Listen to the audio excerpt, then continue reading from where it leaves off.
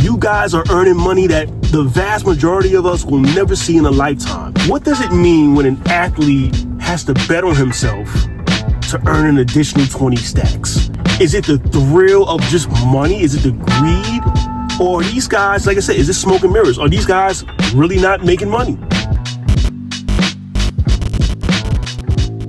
Welcome to the channel. This is Can I Be Earnest, back with more social commentary. For those of you who are new to the channel, this is a channel where I give different takes, different perspectives on pop culture, politics, current events, sports, whatever is on my brain. And today I'm going to dive in on this Malik Beasley situation. Now, for those of you who don't follow sports and aren't familiar, Malik Beasley is an NBA player formerly of the Detroit Pistons, and he just fumbled the bag. He is a current free agent who was just on the cusp of signing some big lucrative deal, and he just got caught up in gambling. Allegedly, he's been betting on himself in what they call props. Props is pretty much becoming all the rage now in sports betting, where, you know, guys are projected to score this amount of points or have this many amount of shots in a quarter or this many turnovers or this many assists, whatever. Prop betting has become super popular in recent years. Once sports betting became, you know, a nationwide thing. I'm pretty confident it's nationwide now. I'm sure there's a few states that don't allow sports betting, but for the most part, most of this country does. And there's footage of Malik Beasley just doing some very questionable things, amongst other athletes. Terry Rozier, Gary Payton Jr., a baseball player on the Cleveland Guardians. There's been quite a few guys that now the spotlight is on them. Now we're looking at you guys because they have very questionable behavior. But Malik Beasley has been caught up in some type of gambling situation. It leads me to this question. Is sports just smoke and mirrors? Are these multi-millionaires not rich? Something's going on. Something's going on where athletes are just either scuffling financially. Something's going wrong in sports. It makes no sense to me that an athlete who makes tens of millions of dollars, possibly hundreds of millions of dollars, can be in a situation where they're in dire straits, where they need additional money. Most of these guys make six figures per game. When you do the math, most of these athletes make an annual salary playing one game.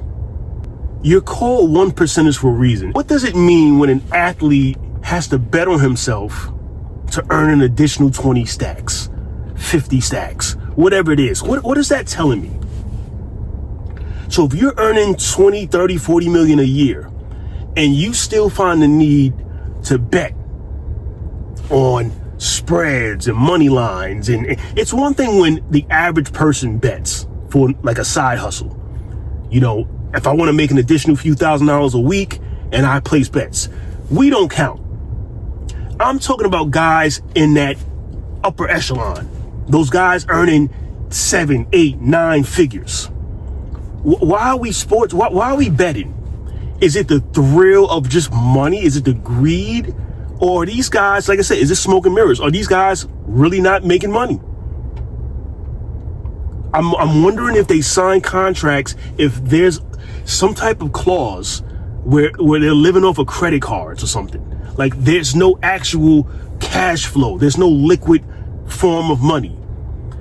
Like why would Malik Beasley have to bet? And I don't know his numbers top of my head right now, his salary of the past few years top of my head, but I know it's more than mine. So what would make him be in a position where he's sitting there in a game?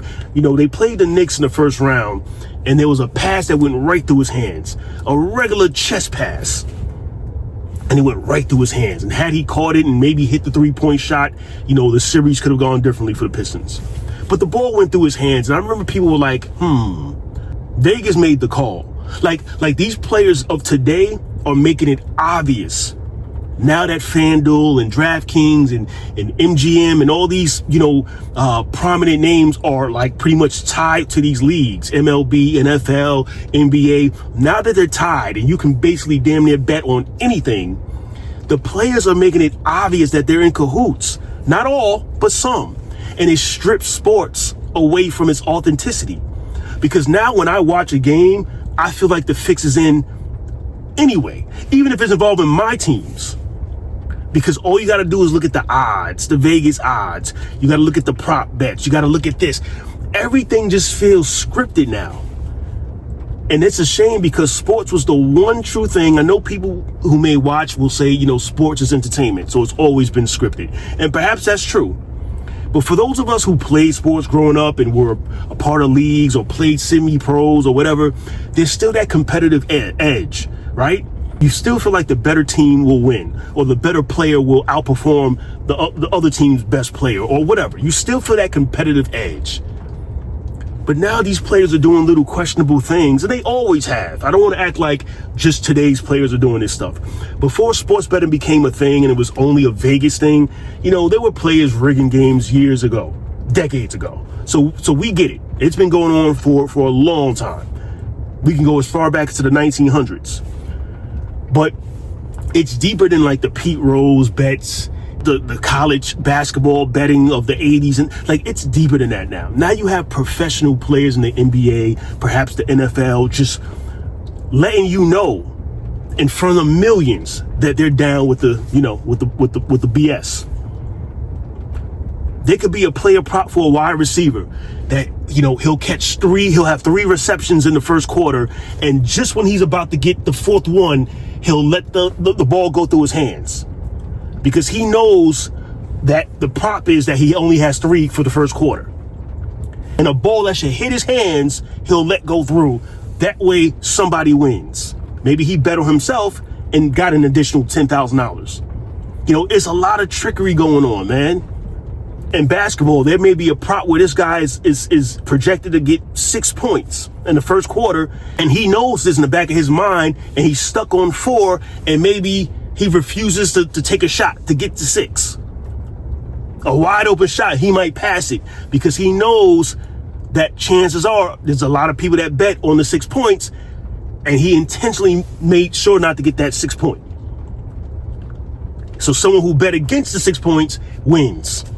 Said player could know this in the back of his mind that he was projected to get 6 points, and he intentionally refused to take the shot. It's so much going on now, and it's, like I said, it's taken away from the element of sports, the feel for it. Now when I watch it, like I said, it's kind of like background noise now, sports.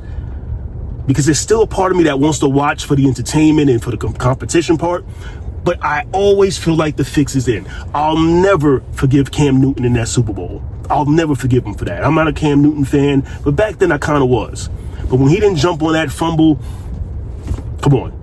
I still go back to the OKC teams with James Harden against the Miami Heat. And James Harden, who wasn't really James Harden at that time, he was playing very questionable. And I was like, yo, is this dude, getting paid behind the scenes? Because he's just playing weird. And then right after that series, when the Heat won, James Harden signed this huge contract with Houston.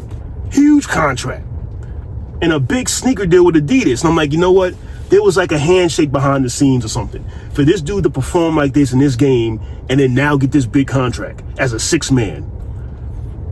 I can go down a list of players with questionable activity over the years. And again, this is all speculation. Nothing's been confirmed. I want to make sure I highlight that part. But back to Malik Beasley. For him to be in a position where he could have earned himself a nice payday and took care of his family for generations, he decides to maybe get caught up in, not even a maybe, he decides to get caught up in some type of illegal betting. And now you're done, bro. You're cooked for real. You might as well get ready to go overseas and perform if you don't get locked up. I don't think he'll get locked up, but he's definitely not going to be in the NBA again if he's found guilty.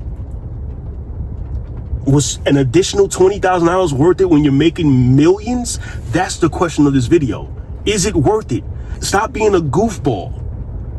You guys are earning money that the vast majority of us will never see in a lifetime. Let's call a spade a spade.